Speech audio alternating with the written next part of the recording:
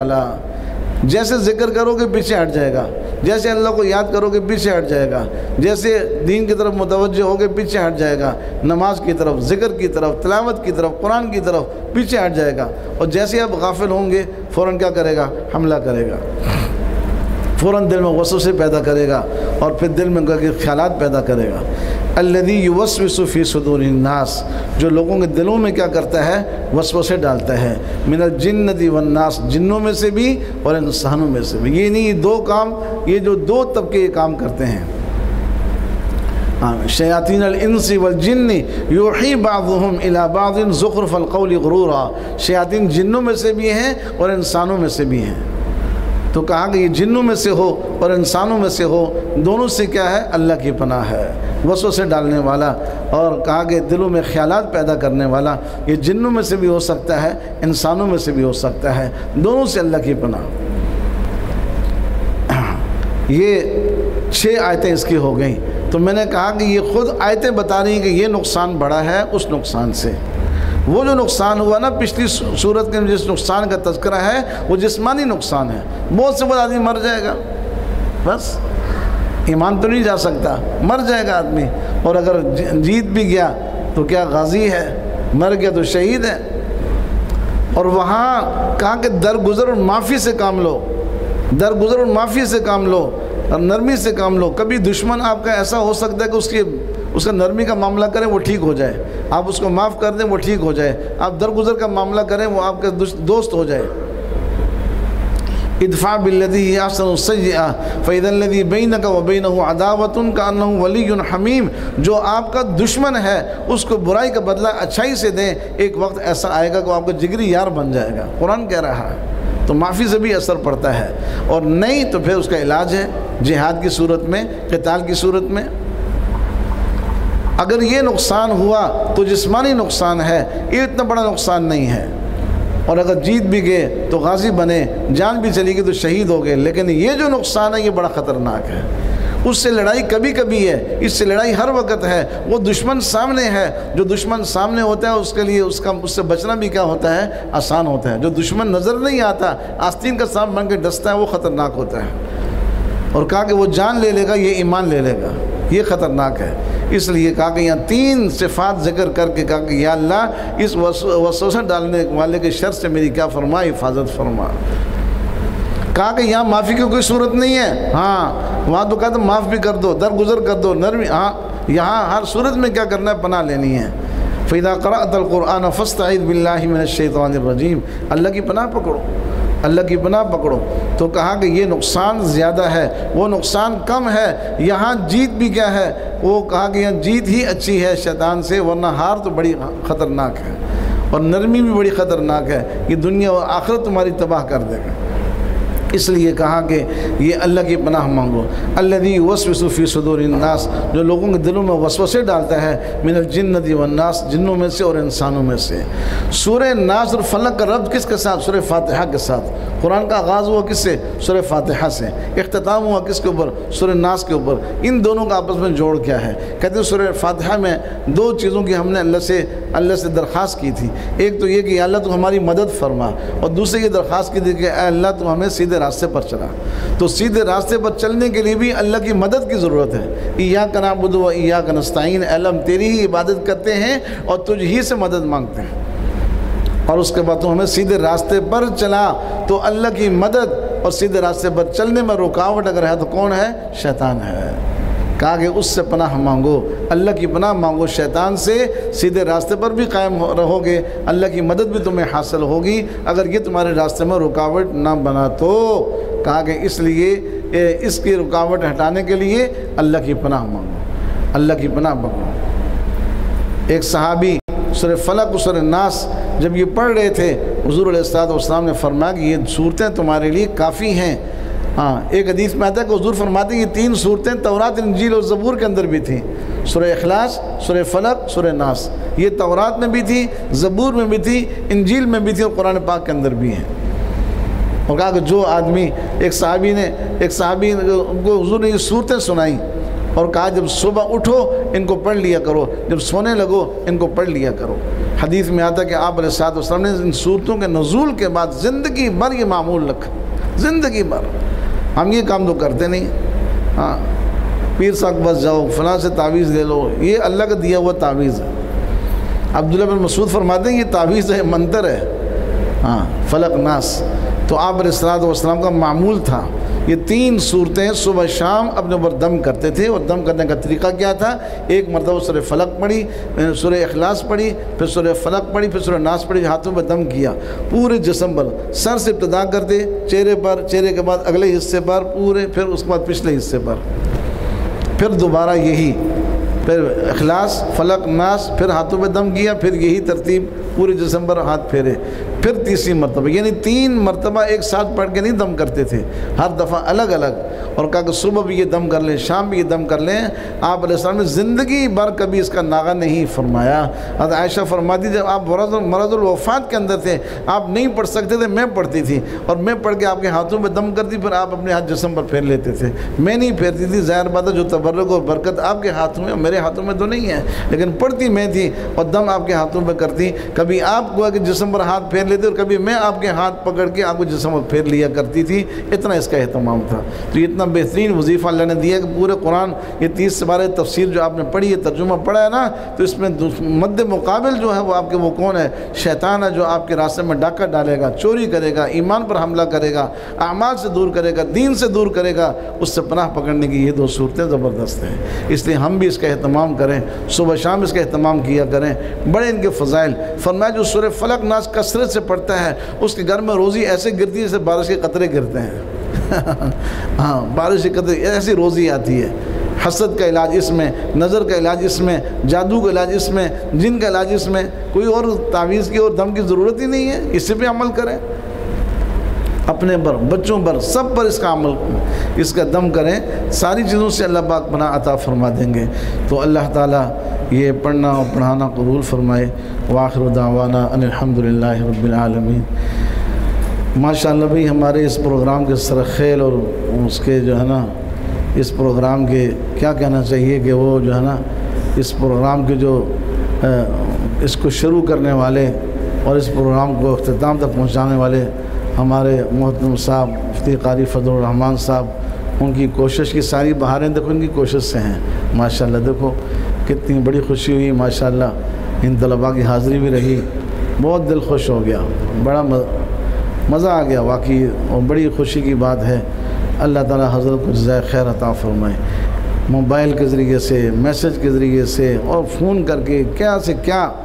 ہاں کیا مل رہا ہے ان کو بھائی،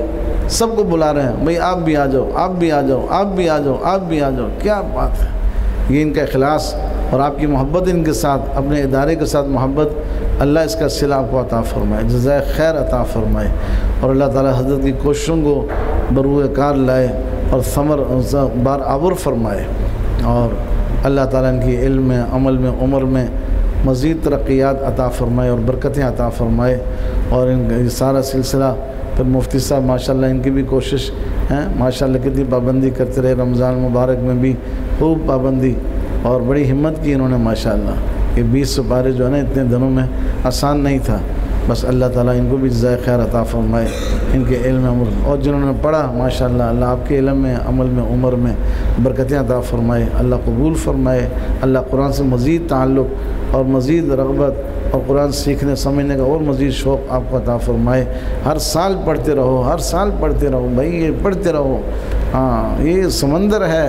اس کی اختتام کہیں بھی نہیں ہے، بس زندگی ختم ہوگی نا جب ختم ہوگا، ویسے نہیں ختم ہوگا اس کا پڑھنا پڑھانا۔ اور کہا یہ قرآن کبھی پوسیدہ نہیں ہوتا، کبھی پرانا نہیں ہوتا، اس کے احکامات جو پہلے دن تھے آج بھی وہی ہیں، قیامت تک وہی ہیں، اس کے احکامات، قوانین، ضوابط، اس کے احکام سب کچھ فرمایا کہ تر و تازہ، جب پڑھو گے نیا مزہ، نیا مزہ، نیا مزہ، نئی لذت ہو، نئی باتیں، نئی حقیقت، نئے معارف۔ ایک بزرگ کہنے لگے میں بخاری شریف پڑھاتا ہوں لیکن ہر سال نئی باتیں سامنے آتی ہیں، ہر سال نئی باتیں سامنے آتی ہیں، اللہ ایسے کھولتا ہے۔ تو قرآن پڑھتے رہو گے نا، تفسیر، ترجمہ، تشریح، نئی نئی باتیں آپ کے سمجھ میں آتی رہیں گی۔ اللہ تعالیٰ مجھے بھی اور سب کو یہ قرآن پاک سے تعلق نصیب فرمائے اور ہمیشہ اس سے وابستگی نصیب فرمائے۔ وآخر دعوانا ان الحمدللہ رب العالمین۔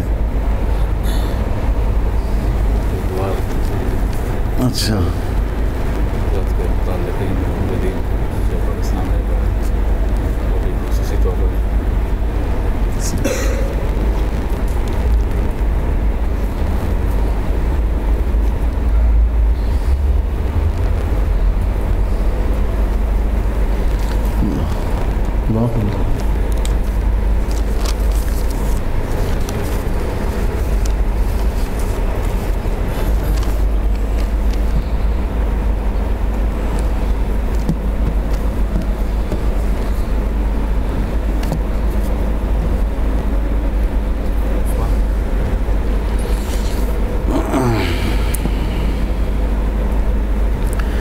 یا اول الاولین یا آخر الآخرین یا ذا القوة المتین یا راحم المساکین یا ارحم الراحمین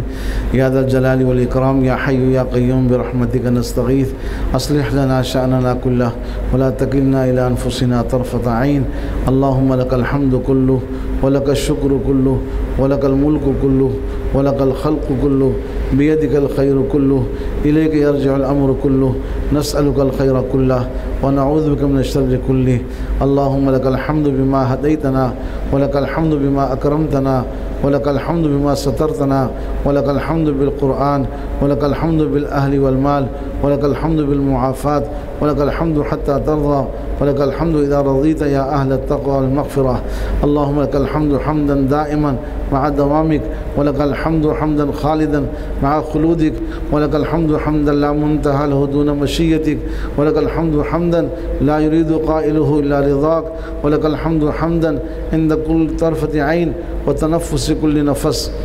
ربنا آتنا في الدنيا حسنة وفي الآخرة حسنة وقنا عذاب النار ربنا لا تزغ قلوبنا بعد إذ هديتنا وهب لنا من لدنك رحمة إنك أنت الوهاب ربنا ظلمنا أنفسنا وإن لم تغفر لنا وترحمنا لنكونن من الخاسرين رب اجعلني مقيم الصلاة ومن ذريتي ربنا وتقبل دعاء ربنا اغفر لي ولوالدي وللمؤمنين يوم يقوم الحساب رب ارحمهما كما ربياني صغيرا رب اشرح لي صدري ويسر لي أمري واحلل عقدة من لساني يفقه قولي لا إله إلا أنت سبحانك إني كنت من الظالمين رب اغفر وارحم وأنت خير الراحمين ربنا اصرف عنا عذاب جهنم إن عذابها كان غراما ربنا هب لنا من أزواجنا وذرياتنا قرة أعين واجعلنا للمتقين إماما رب أوزعني أن أشكر نعمتك التي أنعمت علي وعلى والدي وأن أعمل صالحا ترضاه وأدخلني برحمتك في عبادك الصالحين وأدخلنا برحمتك في عبادك الصالحين رب إني لما أنزلت إلي من خير فقير ربنا اغفر لنا ولإخواننا الذين سبقونا بالإيمان ولا تجعل في قلوبنا غلا للذين آمنوا ربنا إنك رؤوف رحيم اللهم أعنا على ذكرك وشكرك وحسن تلاوة كتابك وحسن عبادتك اللهم أعنا على غمرات الموت وسكرات الموت اللهم أحسن عاقبتنا في الأمور كلها وأجرنا من خزي الدنيا وعذاب الآخرة اللهم إنا نسألك العفو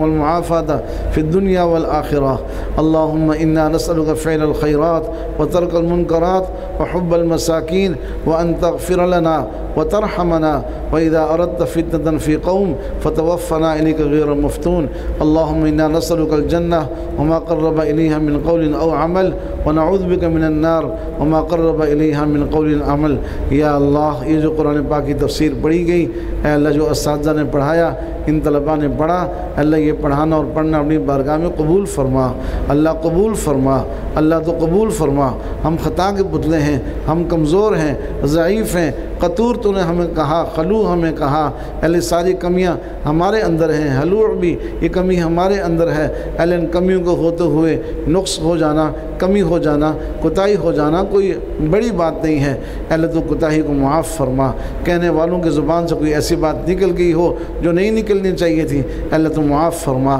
جس دھیان سے سننا اور پڑھنا چاہیے تھا وہ دھیان نہیں دے سکے اللہ تو معاف فرما اللہ تو قبول فرما اللہ تو قبول فرما اس کا ثواب تمام انبیاء اکرام بالخصوص نبی کریم علیہ الصلوۃ والسلام کی خدمت میں پہنچا کر اے اللہ ہماری طرف سے آپ کو خوش فرما دیں، آپ کو جزائے خیر عطا فرما دیں۔ اے اللہ جس امت کی طرف سے ان کے نبی کو آپ نے بدلہ دیا، ان سے بہتر، ان سے اعلیٰ، ان سے اچھا، ان سے زیادہ، ان سے کامل اور اکمل بدلہ ہماری طرف سے آپ علیہ الصلوۃ والسلام کو عطا فرما دیجیے۔ اللہ آپ کو عطا فرما دیجیے، ان کا جو مقام محمود جو آپ کے ہاں خاص ہے، اللہ حضور علیہ الصلوۃ والسلام کو مقام عطا فرما دیجیے، اللہ مقام عطا فرما دیجیے۔ آپ کی ازواج مطہرات، اہل بیت، صحابہ، صحابیات، تابعین، تبع تابعین، ائمہ مجتہدین، علماء صلحاء، ہمارے اساتذہ اور مشائخ، اللہ جن کے ذریعے سے یہ علم ہم تک پہنچا، ان کے قبور کو منور فرما دیجیے، ان کے درجات کو بلند فرما دیں، اللہ جنت الفردوس میں مقام نصیب فرما دیں، اللہ آپ کی شفاعت نصیب فرما دیں، رفاقت نصیب فرما دیں، آپ کے دست مبارک سے حوض کوثر نصیب فرما دیں۔ بالخصوص ہمارے ادارے کے بانی ہمارے ادارے کے شیخ الحدیث اور ہمارے شیخ استاد حضرت مفتی فیض اللہ آزاد صاحب نور اللہ مرقدہ، اللہ ان کی قبر کو منور فرما دیں، اللہ ان کی قبر کو منور فرما دیں، جنت کا باغ بنا دیں، جنت الفردوس میں اعلیٰ مقام نصیب فرما دیں، حضور کی شفاعت اور رفاقت نصیب فرما دیں، آپ کے دست مبارک سے اللہ حوض کوثر نصیب فرما دیں۔ اللہ جتنے بھی ان کے خاندان کے، ہمارے قاری صاحب محترم صاحب کے ددیالی ننیالی رشتہ داروں میں، سسرالی رشتہ داروں میں جتنے لوگوں کا انتقال ہو گیا، اللہ سب کی مغفرت فرما، اللہ سب کی مغفرت فرما۔ اس مناسبت سے ختم قرآن پر دعائیں قبول ہوتی ہیں، اللہ سب کی مغفرت فرما۔ جتنے ہمارے جامعہ کے اساتذہ، معلمین، معلمات، ان کے والدین، والدین کے والدین، اعزاء اقرباء، جتنے سامعین، یہ طلبہ پڑھنے والے، ان کے والدین، والدین کے والدین، ان کے اعزاء اقرباء، رشتہ دار دنیا سے رخصت ہو گئے، اللہ سب کی مغفرت فرما، اللہ سب کی مغفرت فرما، ہمارے اساتذہ کی مغفرت فرما، اللہ ان کے علوم سے استفادہ نصیب فرما، ان کی قبور کو منور فرما، جو زندہ ان کے عمروں میں برکتیں نصیب فرما۔ اے اللہ اس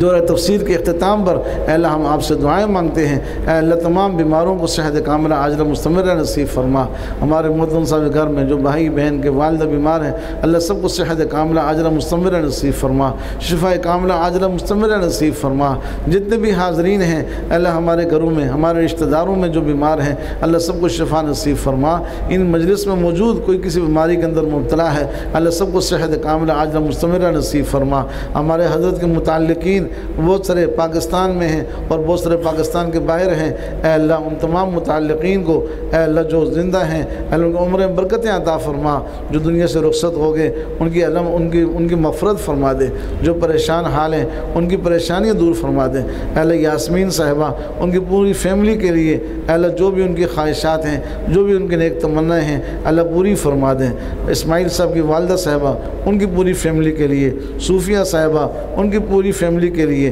ذل ہما صاحبہ ان کی پوری فیملی کے لیے، قاری زمان صاحب کی فیملی کے لیے، اور علی گوہر صاحب کی پوری فیملی کے لیے، شجاع بھائی کی پوری فیملی کے لیے، عمران بھائی کی پوری فیملی کے لیے، عادل صاحب کی پوری فیملی کے لیے، اقبال صاحب کی پوری فیملی کے لیے، ڈاکٹر معین صاحب کی پوری فیملی کے لیے، بھائی اخلاق صاحب کے والد صاحب کی مغفرت کے لیے، محسن بھائی کی پوری فیملی کے لیے، بھائی عمر اور خالد صاحبان کی پوری فیملی کے لیے ہم دعائیں مانگ رہے ہیں۔ اللہ جو بھی ان کی جائز حاجات پوری فرما دے، جو ان کی نیک تمنائیں پوری فرما دے، جو پریشانی ہے اللہ تو دور فرما دے، جو بیمار ہیں اللہ ان کو صحت کاملہ عاجلہ مستمرہ نصیب فرما دے، سب کی جائز حاجات پوری فرما، رزق کی تنگی بے روزگاری سے محفوظ فرما، قرض کے بوجھ سے خلاصی نصیب فرما، حلال برکت والی روزی وافر مقدار میں نصیب فرما۔ اللہ ہمارے اس ادارے کو دن دگنی رات چگنی ترقی عطا فرما، ہمارے اساتذہ کے علم میں عمل میں عمر میں برکتیں عطا فرما، ہمارے محترم صاحب کے علم میں عمل میں عمر میں برکتیں عطا فرما، اپنی شاہ نشان بدلہ عطا فرما، اے اللہ اپنی شاہ نشان بدلہ عطا فرما، حاسدین کے حسد سے،